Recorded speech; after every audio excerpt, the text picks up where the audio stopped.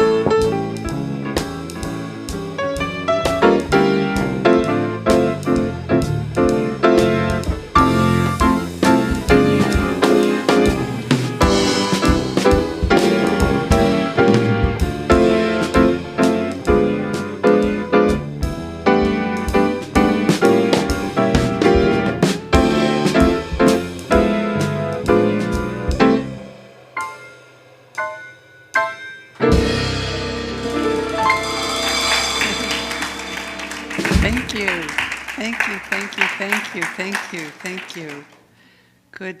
Good morning, everyone. Hi, Jay. Hi, everyone. It's so good to see everyone. I'm Jane McCarthy. I'm a member here at Unity of Gaithersburg and a licensed Unity teacher.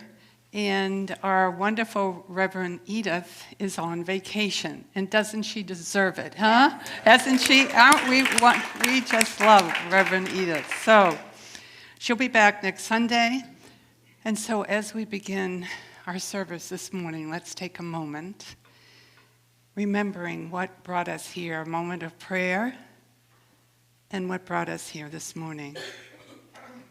Thank you, God, for that connection of coming together, knowing we were all connected by this gift of spirit, that spirit of oneness right now, in this moment, oneness among us. We are so grateful. Thank you, God. Amen. And now our vision statement. Oh, no. Okay, my mistake. I'm new at this, everyone. So I think, welcome first-timers. Anyone here for the first time? Hi, Don. Good to see you. Anyone here for the first time or haven't been here in a long time? Okay, we're all regulars. That's good. So now our vision statement. Maybe? I really screwed this up already, huh? Okay.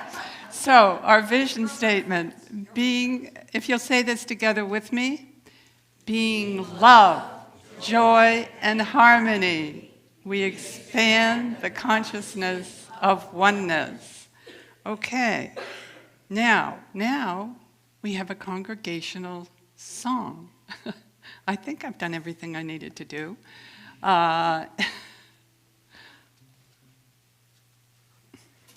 Good morning, everyone. Jeepers crow. We'd love if you would stand with us and sing a wonderful classic from Eddie Watkins. And everybody knows it. We come together.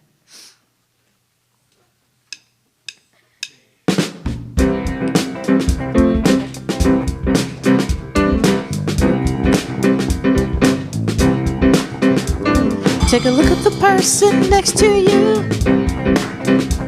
Say, God loves you and I love you too. Feel the love in the sanctuary. Lift your voice and repeat after me. We come together. We come together. We come together.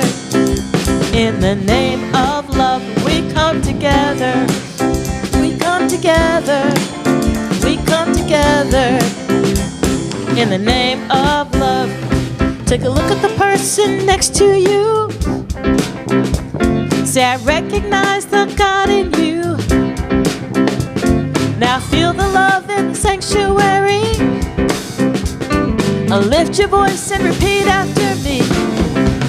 We come together. We come together. We come together. In the name of love, we come together. Come together. We come together. In the name of love. From every walk of life, every creed and color, in kinship we unite. In honor of the God in each other. Take a look at the person next to you. Say, namaste, I bow to you. Now feel the love in the sanctuary. Lift your voice and repeat after me. We come together. We come together. We come together. In the name of love, we come together. We come together. We come together. In the name, let's do that again. We come together. We come together.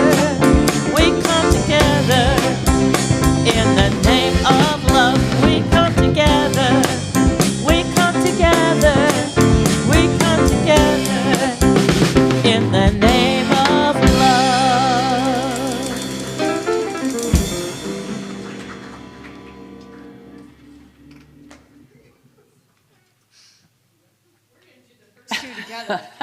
Good morning, everyone. We have our transformational opportunities, and the first one we're going to talk to you about is, there we go.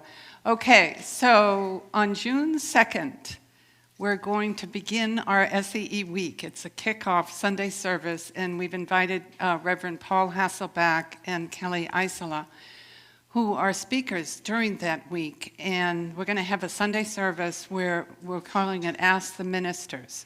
So if you have questions that you've wondered, things that you've wondered about unity, these are the folks to ask. Paul Hasselback actually wrote the book for unity, metaphysics book. I mean, it's like our Bible.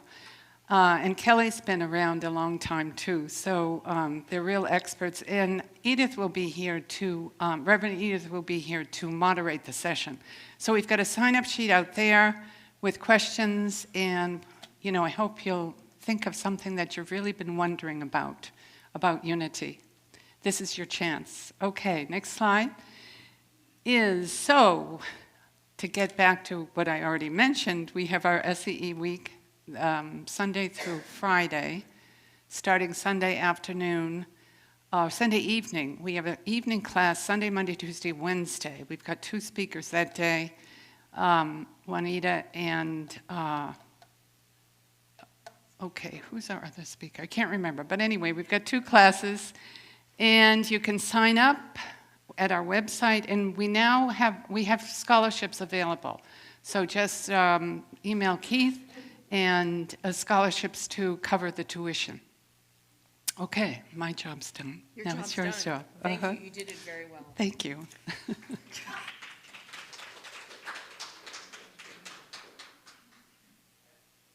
This on, even though everyone can usually hear me anyway.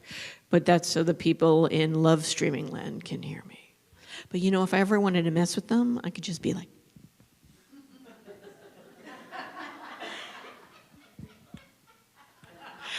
and you gotta come.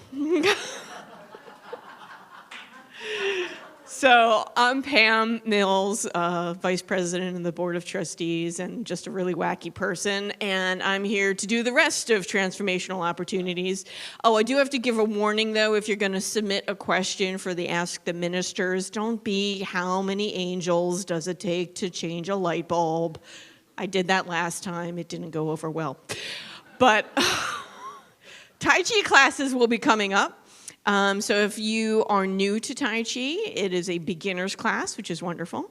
And if you would like to try out Tai Chi for the first time, it actually is a really great experience for your body. And somebody told me one time that Tai Chi is actually one of the deadliest forms of martial arts. Yeah, someone's nodding in the back saying that that's actually very true. But only if you're a sloth. So you go like really slow. But if you sped it up, it would be like really dangerous. So it's interesting to know that, you know, random factoids you're going to get from today at Unity. So we're going to be doing 11:30 a.m. to 12:30 p.m. The cost is $180 for 12 classes. So please do sign up. It's always great to try something new and healthy for your body, as well as fellowship and camaraderie. We have a limit of 10 students. So seats are going fast, or well, spots are going fast because you don't sit down. But anyway, you know what I mean. Okay, spirit groups. An update for spirit groups. We will be doing more spirit groups. June 2nd will be our next one after the service. And the last day for drop-in gardening spirit group, which is really exciting, I think Carrie's doing that one, will be May 26th at 9 a.m. And understand that now we settle, because our foundation truly is prayer. So we have our prayer chaplains who are here today. Carol, you're our prayer chaplain. If you want to raise your hand, she will meet you for prayer. Oh, sorry, Jerry will be meeting you after services. And now let us do our daily word. I am a living expression of God. Just feel that.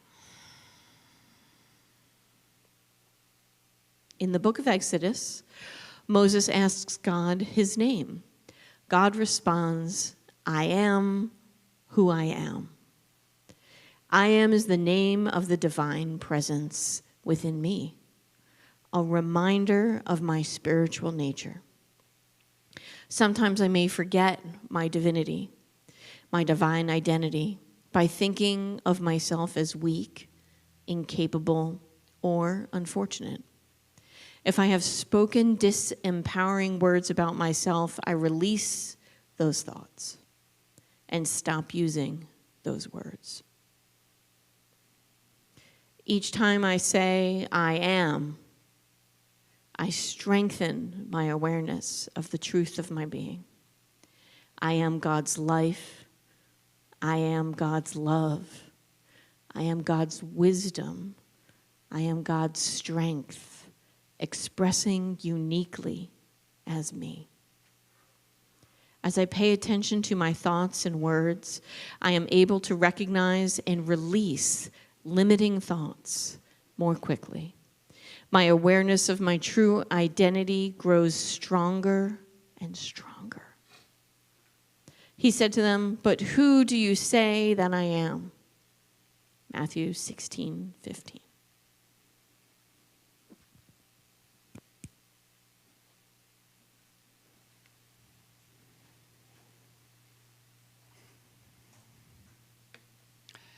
And now is the time for our meditation. So let's get centered. close our eyes and take a deep breath. We relax our bodies and still our thoughts, listening to our breathing. Breathing in the I am. I am a living expression of God. I am that divine presence. I am peace. I am at peace.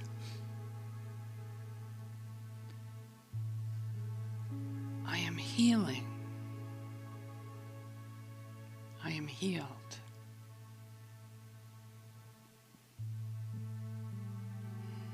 I am wisdom, and I am love.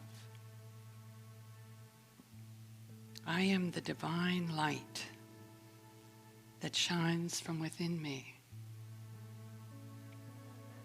That divine I am, that divine light, knowing that light is within each and every one of us. The I am, the oneness, the omnipresence of God everywhere. I hear that still small voice that guides and shows the way. I have the power to listen to that still small voice,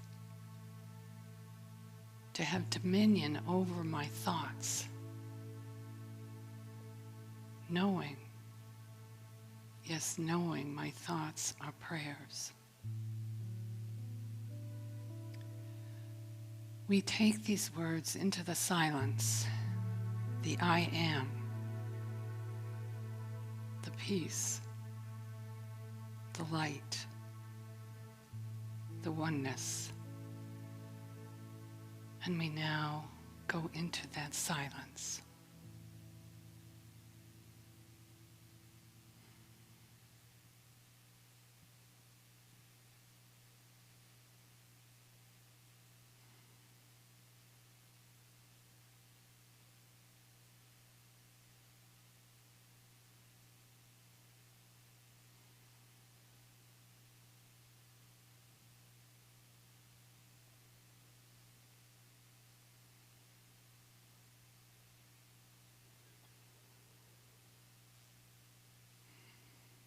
God, thank you for this time with you in the presence. Thank you for the peace, for the love, for the faith, seeing the goodness in all. For thine is the kingdom and the power and the glory forever and ever. And so it is. Amen.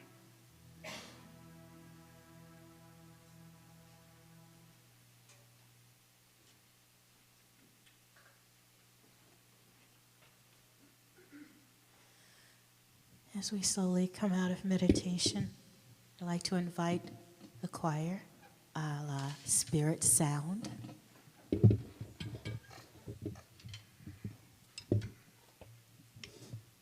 I'd also like to take a moment to give gratitude to Steve Long, our guest musician today. Thank you.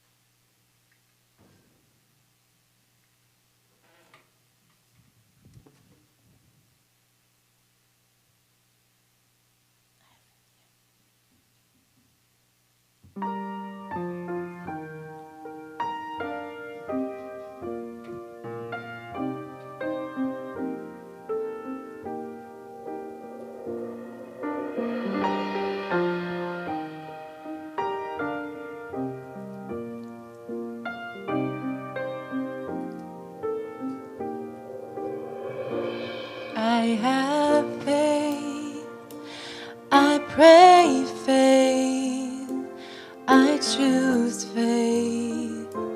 I am faith. I have hope. I pray hope. I choose hope. I am hope. I have faith. I pray faith. I choose faith. I am faith. I have hope. I pray hope. I choose hope. I am hope. When I trust and I let go, I know all is well. When I trust and I let go, I know all is well.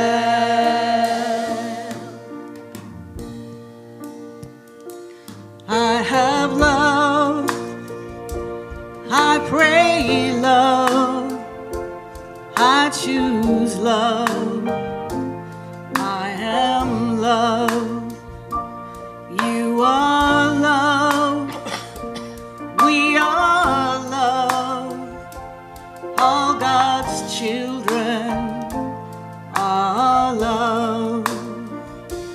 I have love, I pray love, I choose love, I am love, you are love, we are love, all God's children are love. When I trust and I let go, I know all is well. When I trust and I let go, I know all is well.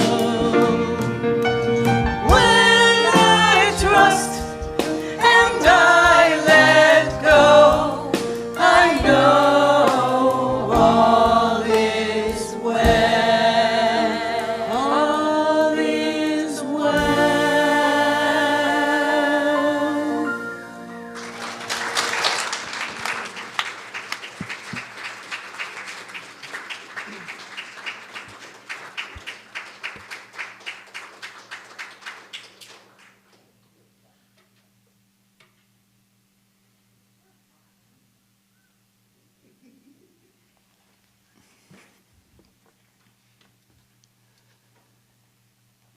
Beautiful, beautiful, beautiful ladies. Thank you so much.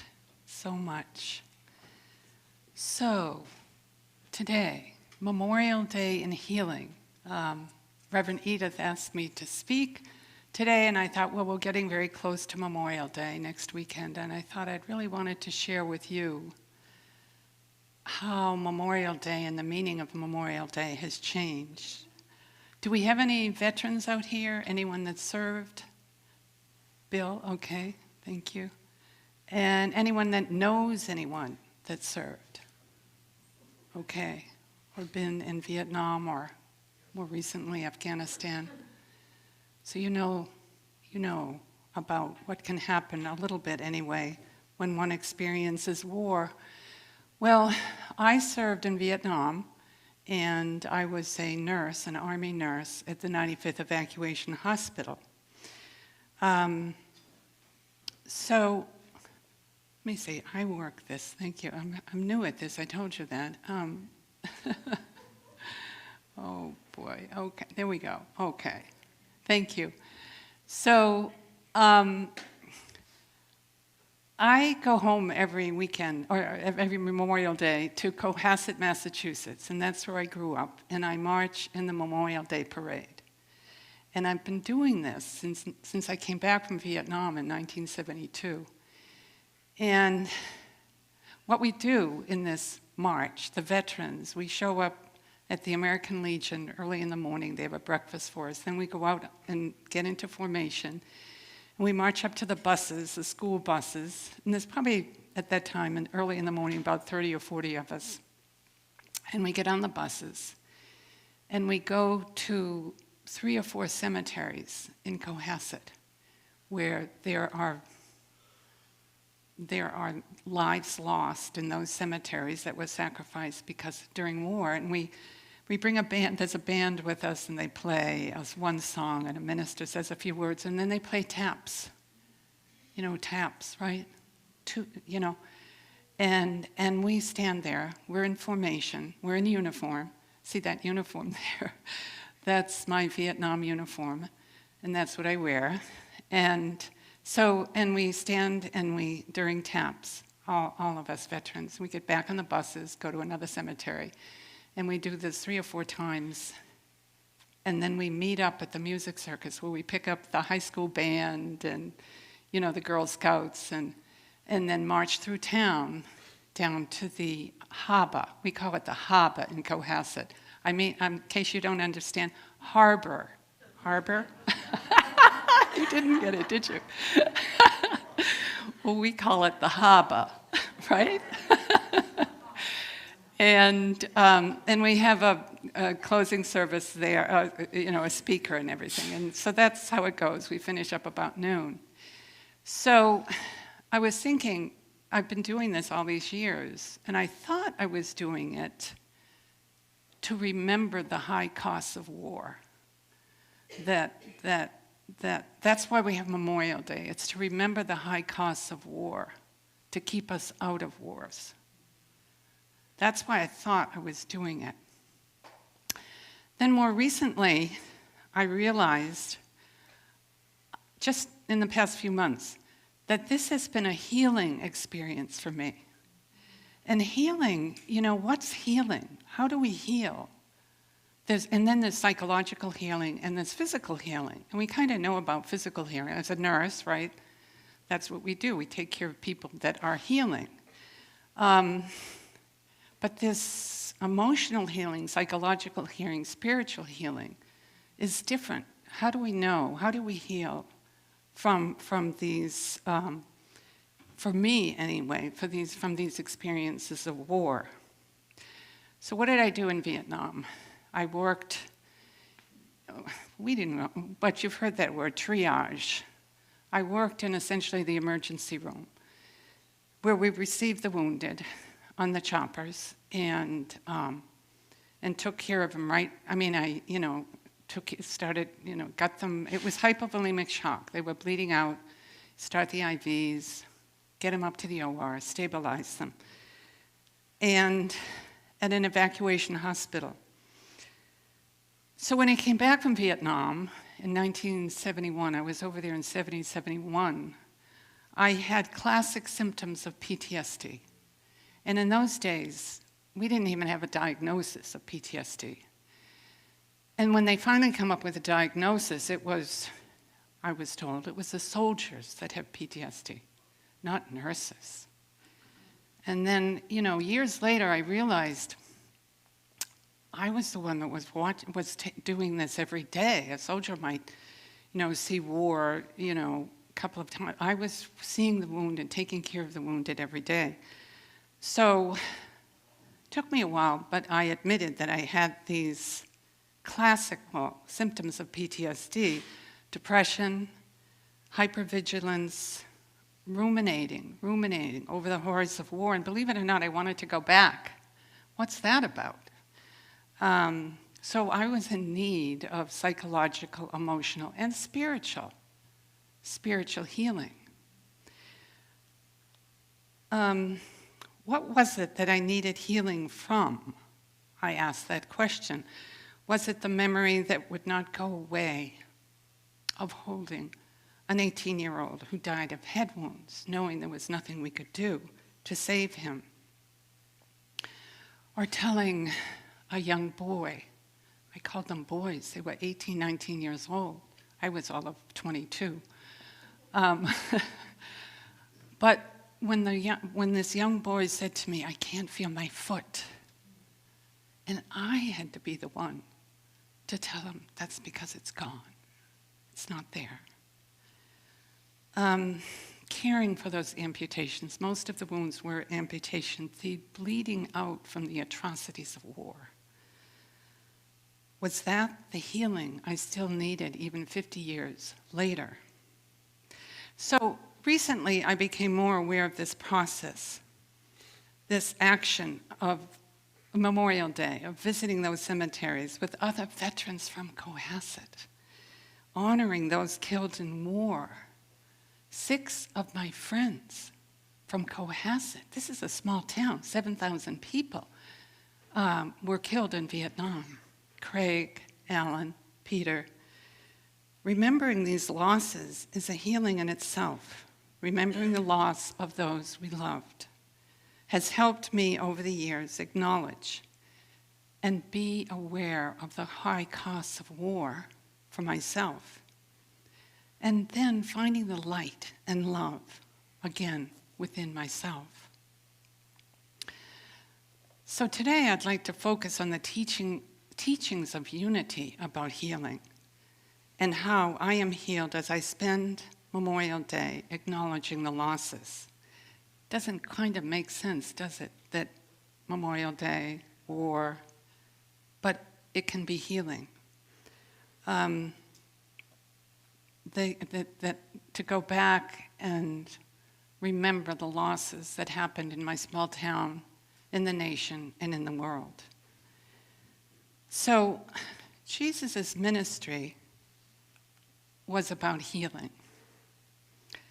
So in Matthew chapter 9, verse 21 to 22, for she said to herself, "If only I touch his cloak, I will be made well." That's healing, isn't it?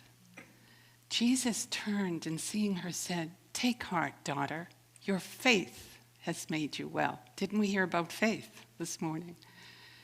And instantly the woman was made well. Jesus did not say, "I have made you well." He said her own faith has made you well. She had faith that healing could take place. She healed herself. And she sensed in her body she was healed. The healing was within her. That even though, even thousands of years ago, when Jesus was teaching us, we have the power to heal within each and every one of us. It was Jesus who taught that we had the healing power ourselves, that I could heal myself. So how did Jesus heal? So here, this is from John, the Gospel of John, chapter 5, verse 5 through 7. When Jesus saw him lying there and knew he had been there a long time, he said to him, "Do you want to be made well?" The sick man answered him, "Sir, I would, but I have no one to put me into the pool." And Jesus said to him, "Stand up, take up your mat and walk." At once the man was made well, and he took up his mat and began to walk. Jesus doesn't say here either, "I heal you because I am who I am." Instead, he only asks the man if he desires to be healed. And Jesus, upon hearing that he did, says, "Well, then get up and walk and go about." The man doesn't even know that this is Jesus, that this person, this Jesus, is anyone extraordinary. He just agrees to it. He heals himself. I believe Jesus was teaching here that he did not heal. He did something even greater. He showed us there is a power within ourselves to heal ourselves. He helped us see healing and wholeness is within each and every one of us. We heal ourselves. As we know, unity is a healing ministry, right? That's what unity is all about, isn't it? Myrtle and her healing. So how has unity helped me in my healing process? Not so much the physical healing, but the psychological and spiritual healing that I needed. I found Unity in 1979. I've been around a long time, Unity. This was still several years after my time in Vietnam, 70 to 71. And through those years, I was having periodic bouts of depression and this PTSD. And I was searching around. You know, I was raised Catholic, and I was a Sunday morning go to Mass Catholic. And in Vietnam, I just couldn't go to Mass. I just couldn't believe that God that this could have anything to do with God, this war stuff.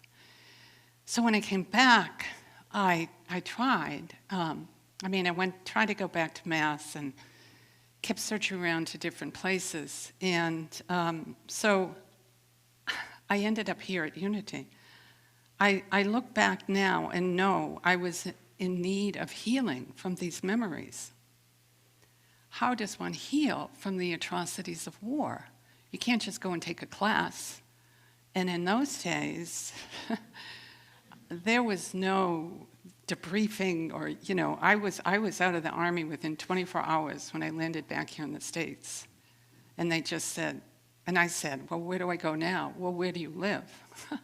And of course, I really didn't. My parents, that's all I could say. Well, I could go get an airplane, go down to the airport. I mean, that was it. And so there was no instructions of how to heal from these experiences of war. I remember walking into Unity on that first Sunday morning, and I felt I had come home. Anybody else feel that way? Yeah, right? And I remember the tears streaming. I don't cry. I'm not a crying kind of person, right? I'm not even a hugging person. I come into this hugging thing, you know, with Unity. And I remember that first service and the tears that I hadn't felt yet in years, you know, and I wonder, is this, you know, I felt safe enough to bring some of this stuff up.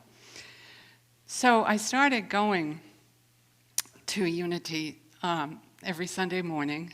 Of course, I was trying to do the Catholic thing too. Anybody ever done that? You go to Catholic Mass and come to Unity. You got that one?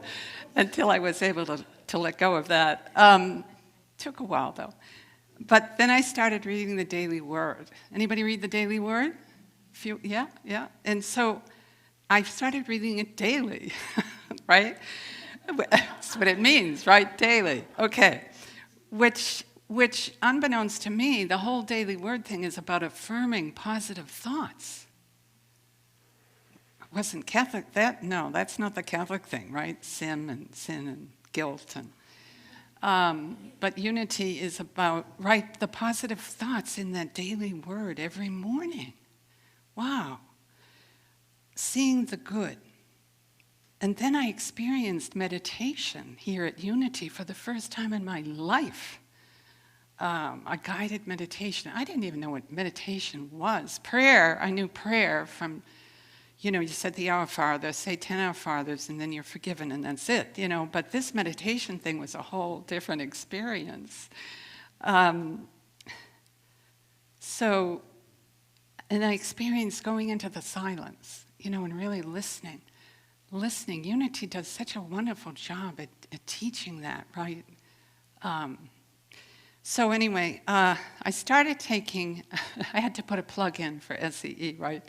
So I started taking SEE classes on metaphysics, Bible interpretation, history of New Thought.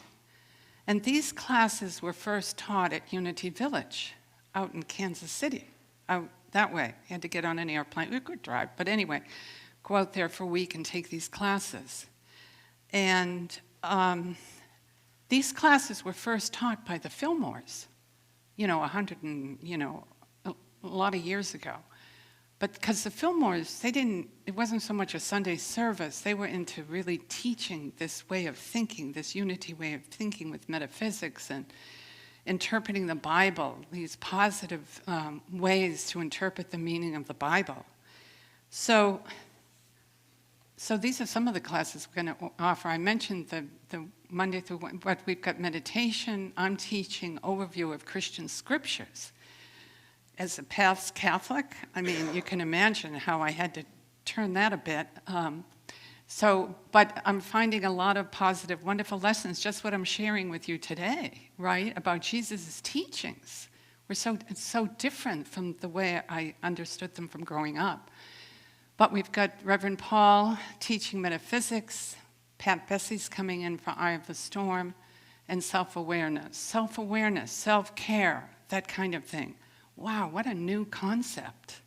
We actually now have classes on it, but pulling the unity principles into those classes. So, let's see, I began studying about these teachings of Myrtle Fillmore, the founder of Unity, who healed herself from tuberculosis. Now that's a long time ago too, right? Before we had antibiotics or anything. And I think it's about her positive thinking, her positive prayer boosted her immune system, and she was able to overcome those bacteria in her lung.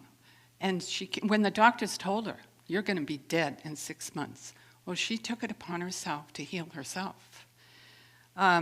She had a revelation of healing. She realized to heal herself, she needed to see herself as God saw her, a perfect child of God. She began every day reminding herself with the affirmation, "As a child of God, I do not inherit disease." So this was Myrtle, daily doing that. And then her friends noticed, "Gee, you got better. How'd that happen?" "Well, I did this prayer thing." So she started this Tuesday evening prayer group. And that's how Unity got started, was as a prayer group. In her book, Myrtle Fillmore's book, Healing Letters. So as, Unity Village got into this, people would write letters to Myrtle, and she would write letters back to her. So now we have a book, Myrtle Fillmore's Healing Letters, what she actually wrote. And she wrote, "When we cease to think shadows and lack and begin to call to mind the teachings of Jesus, the light will shine for us. We will not care to peer into the past nor recall experiences. When our growth makes it necessary for us to have something out of the subconscious, it will come without disturbing us, without depressing us." Wow, that's pretty heavy, isn't it? I mean, so I think what she's saying here, we can bring those memories up, those traumatizing memories, but they're brought up in a way that doesn't traumatize us again. So that's what Myrtle was up to. So in the Gospel of Thomas, so Thomas isn't in the Bible, in case you haven't heard, right? It's one of the Gnostic readings, books that were found in Egypt, in the Nag Hammadi's findings in 1947, actually. So we think they might have been hidden away in these caves because the Orthodox Christianity wouldn't accept these writings because they were kind of far out.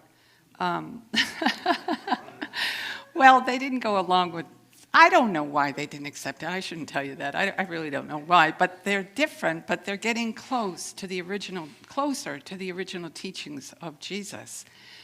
So in Thomas, and Thomas is made up of 114 of Jesus' sayings, quotes. That's all Thomas is. There's nothing more than what Jesus said. So someone wrote down, we think around 80 CE, before the Gospels were written, what someone remembered Jesus said, quotes of Jesus. And so Thomas, we think, was written before the Gospels of Mark and Matthew and all of those. So anyway, in this one, it's number 70. If you bring forth what is within you, what you bring forth will save you. If you do not bring forth what is within you, What you do not bring forth will destroy you.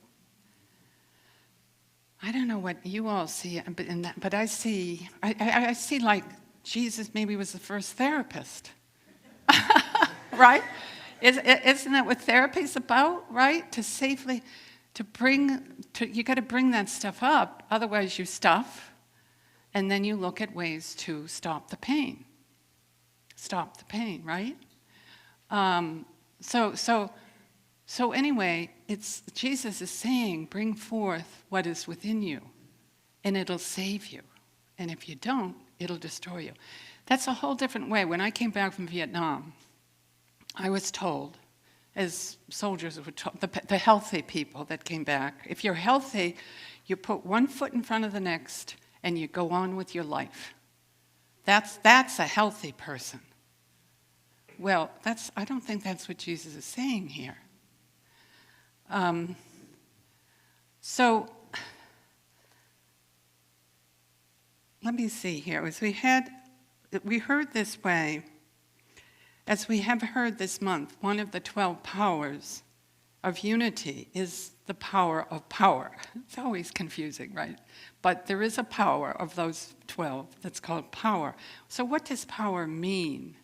And Paul Hasselbeck wrote in this Heart-Centered Metaphysics book, which is really, I want to say, the Unity Bible. If you were ever going to go out and get one book on unity, this would be it.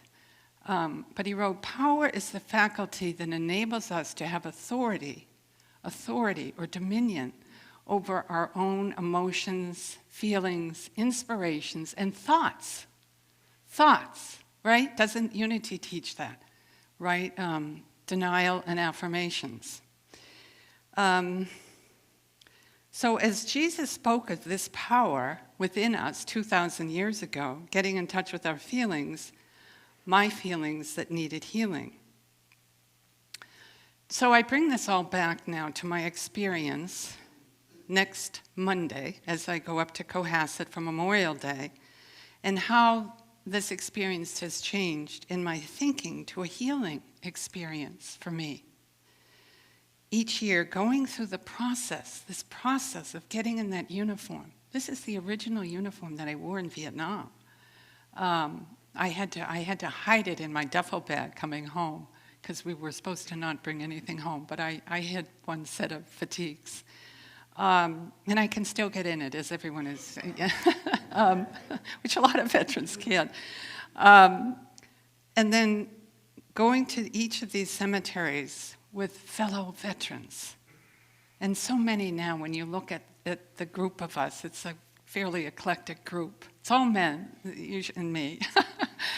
But and anyway, you can tell from the uniforms which ones were in Vietnam, and which, well, they were World War II.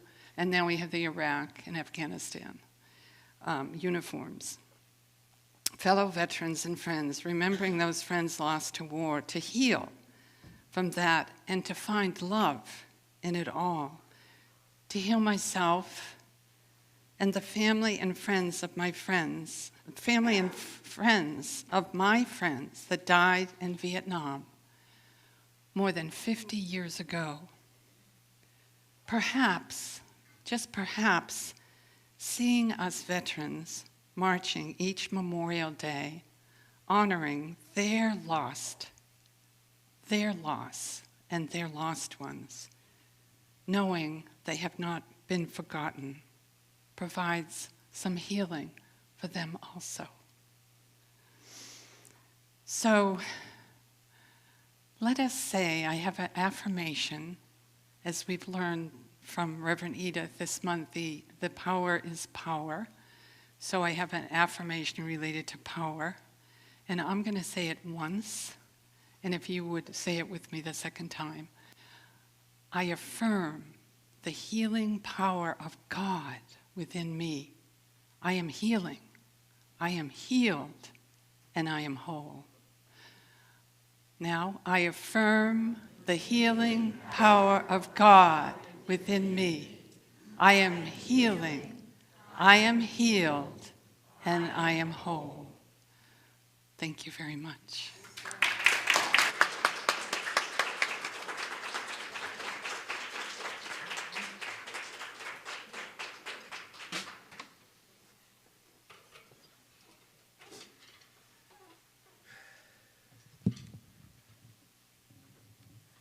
Welcome back, Spirit Sound. And we're going to riff off of one of the words from Jane's talk about faith.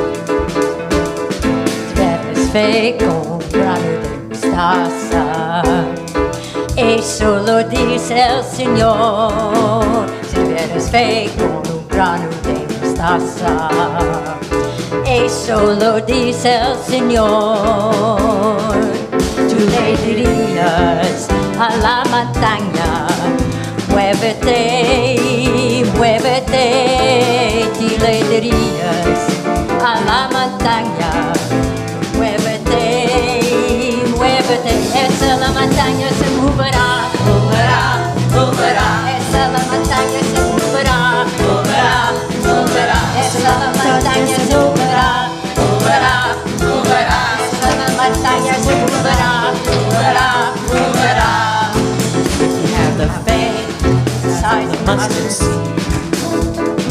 That's what the Lord says to you. If you have faith.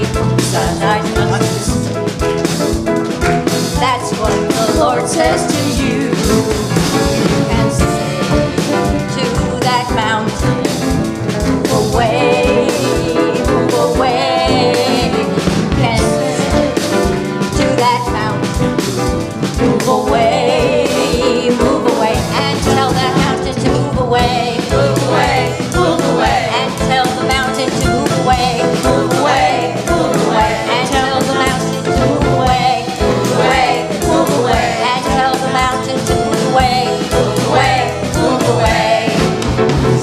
Say, con un grande stazza, e solo dice il Signor, se tienes fe con un grano de mostaza, e solo dice el Señor, la dirías a la montaña, volveré, volveré, la dirías a la montaña, volveré, volveré, esa la montaña se moverá, moverá, moverá, esa la montaña se moverá, moverá, moverá, esa la montaña se moverá, moverá, moverá, esa la montaña se moverá, moverá, moverá.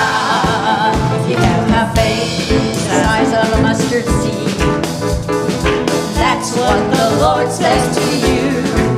If you have faith the size of a mustard seed, that's what the Lord says to you. And say to that mountain, move away, move away. And say to that mountain, move away, move away. And tell that mountain to move away, move away, move away. And tell the mountain to move away, move away, move away. And tell the mountain to move away, move away, move away. And tell the mountain to move away, move away, move away.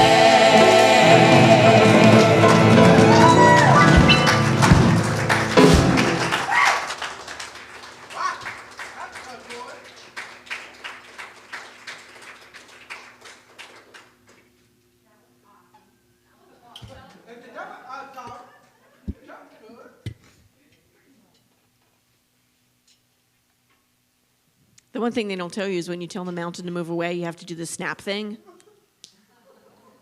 Just get out of my way. Talk to the hand. Move away, mountain. You're out. But yeah, that's great. And Jane's message, OMG. So powerful, such an amazing witness to everything that you came through and continue to go through and continue to inspire others to go through. So thank you, thank you. I'm gonna give you a hug because you're a hugger. She's learned how to hug in Unity. It's all good. Okay, and so if you want to continue to receive excellent messages like these, you're going to have to help us continue to further the message of unity through both your words, deeds, and money. So we're going to be talking about giving and generosity right now. We have this lovely box in the back of the room where you can add your funds to continue to support the mission, the vision, the ideas, the thoughts of Unity. And I don't know if you all know, for those of you who do tithe to Unity, the money that we do receive does go out into the community at large. This month on the board, we were talking about who we are going to continue to share that money with. And this month, we were sharing for Unity on the Bay. That is, we do decide to give also to other Unity organizations as well. We give money, the money that we receive to Unity Worldwide, which, as you know, goes to Silent Unity, which is also the prayer part of Unity overall. So your money just continues to support, and also communities in Montgomery County. We are also going to be giving next month to NAMI.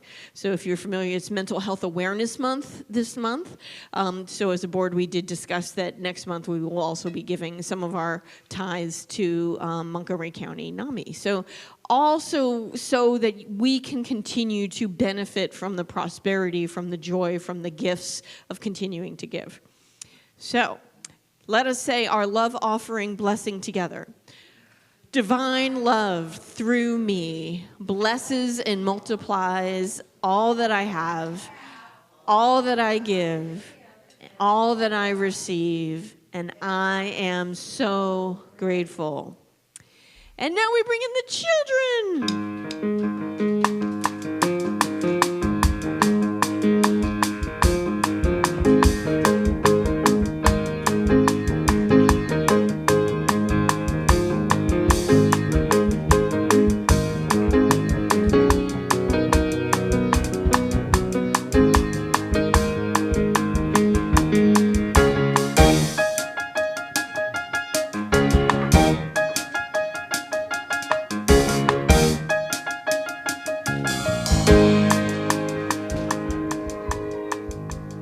Thank you.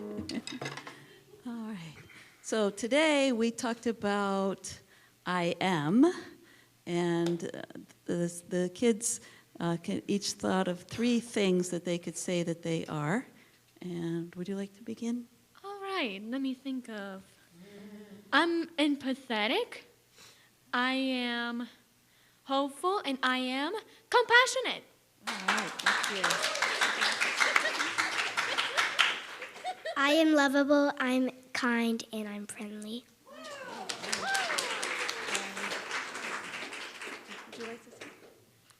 I am creative, I am empathetic, I am compassionate. Thank you. Okay, and now let's have our affirmation, our blessings. And who would like to say I? Would you like? I am the light of the world. I live as the light. And let's see, Jaden, would you like to say you? You are the light of the world. You live as the light. Okay, now everybody. We are the light of the world. We live as the light.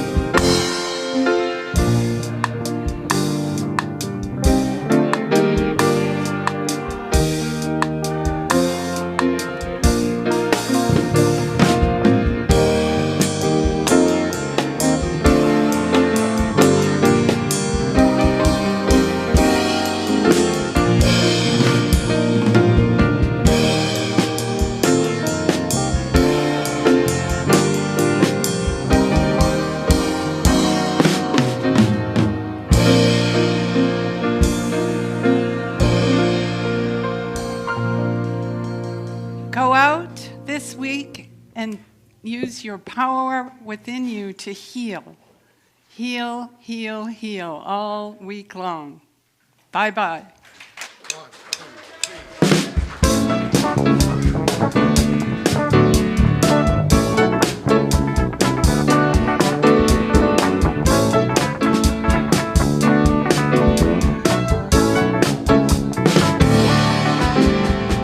When you feel down and out, sing a song, it'll make your day. This is the time to shout, yeah, yeah. Sing a song, it'll make a way. Sometimes it's hard to care. Sing a song, it'll make your day. Smile is so hard to hear. Sing a song, it'll make